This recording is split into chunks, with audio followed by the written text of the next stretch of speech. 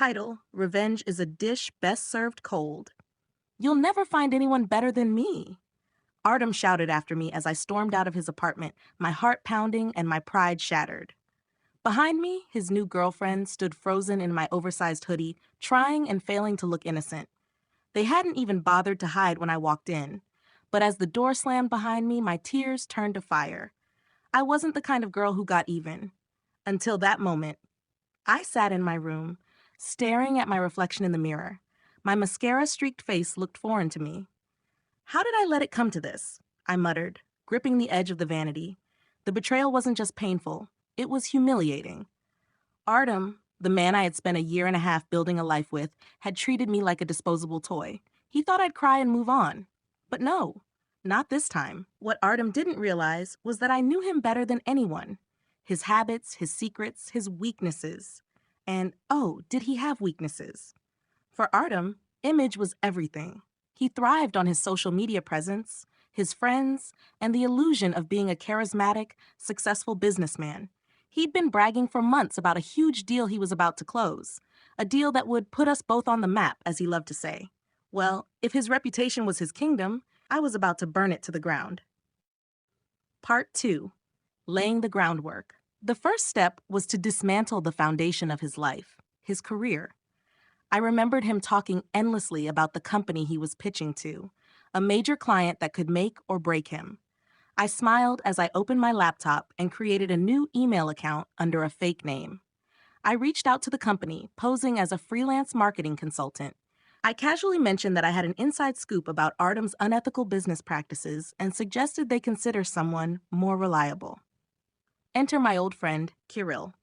Kirill and I had gone to college together, and he owed me a favor. Plus, he had a score to settle with Artem, who'd once humiliated him at a party. Kirill was perfect for the role of the better option. While Kirill worked his charm on the company, I began phase 2, social sabotage. The weapon. Artem loved his social media. He curated his Instagram like it was an art gallery, filled with photos of him at exclusive events with fancy cocktails in hand and captions like, "Building empires, one deal at a time." But I knew the truth behind those polished pictures. You see, I had been his unofficial photographer, capturing not just his successes, but the moments he'd rather forget, like the time he got drunk and flirted with half the women at a networking event, or the candid shots of him looking less suave businessman and more messy frat boy. I compiled a folder of these gems and added screenshots of our old messages where he openly mocked his business partners and bragged about manipulating people. Then, I wrote a heartfelt, anonymous confession, pretending to be one of his victims. It started with, "I've stayed silent for too long, but people need to know the truth about Artem." Attached were the photos and screenshots. By the time I hit post, I could feel the adrenaline surging through me. Part 4, the fallout.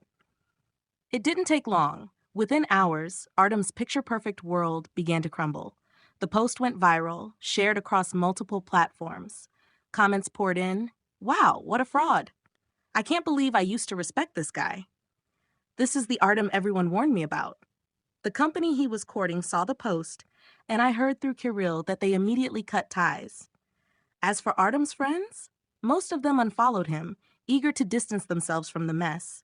Artem tried to do damage control, posting tearful videos claiming he was the victim of a smear campaign, but the evidence was too damning.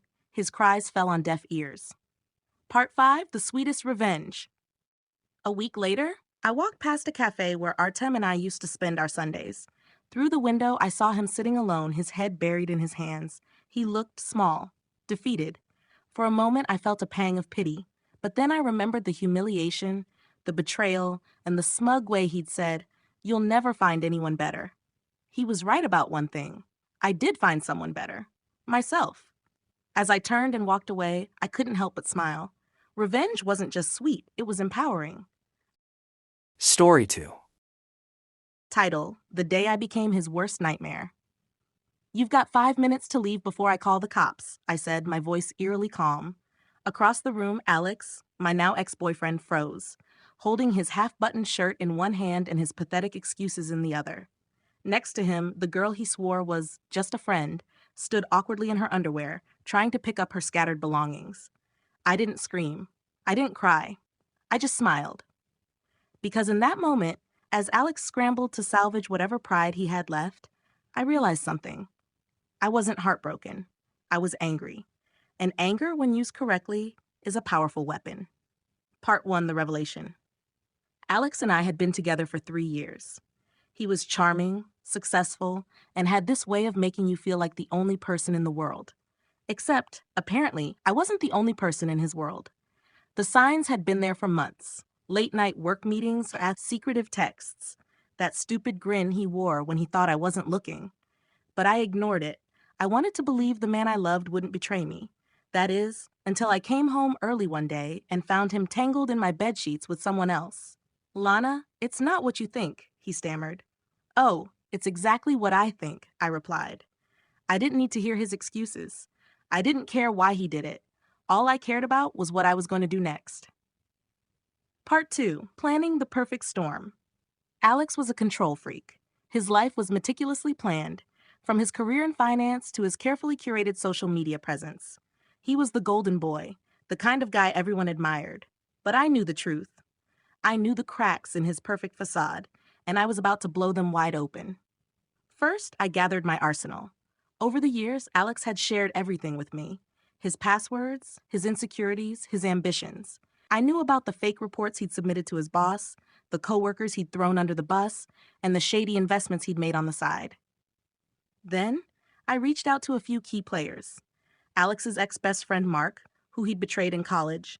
His coworker Sarah, who he'd flirted with relentlessly despite knowing she was married. And my personal favorite, his boss, Mr. coldYou'll, who had zero tolerance for dishonesty. I didn't tell them everything at once. No, that would have been too easy. Instead, I planted seeds. A screenshot here, a forwarded email there. Slowly but surely, I let them uncover the truth on their own. Part 3, The Execution. The first domino fell 2 weeks later. Alex showed up to work one morning to find that Sarah had reported him to HR for inappropriate behavior. It wasn't enough to get him fired, but it was enough to tarnish his spotless reputation. The next week, Mark leaked an old story about how Alex had stolen his business idea and passed it off as his own.